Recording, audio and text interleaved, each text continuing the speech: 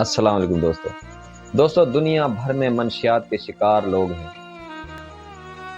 مگر افسوس کی بات یہ ہے یہ برائی سڑکوں سے نکل کر تعلیمی اداروں تک رسائی پا چکی ہے، جس سے ہماری نوجوان نسل تباہ ہو رہی ہے، مگر کسی کی اس طرف نظر ہی نہیں۔ اور سب سے بڑھ کر شرم اور ذلت کا مقام کیا ہوگا؟ جہاں انسان کو انسان بنایا جاتا ہے وہی اسے کسی قابل نہ چھوڑے۔ شعور اور آگاہی ملنے کے بجائے منشیات ملے تو کیا وقار رہ جائے گا اس ادارے کا؟ باقی کچھ ایسے بھی ہیں جن میں منشیات کا رجحان بڑھ رہا ہے۔ پہلے نمبر پر جن کے والدین کے پاس وافر مال و دولت ہے، دنیا کی تمام آسائش رکھنے کے باوجود ان میں اپنے بچوں کی تربیت کے لیے رجحان ہے ہی نہیں۔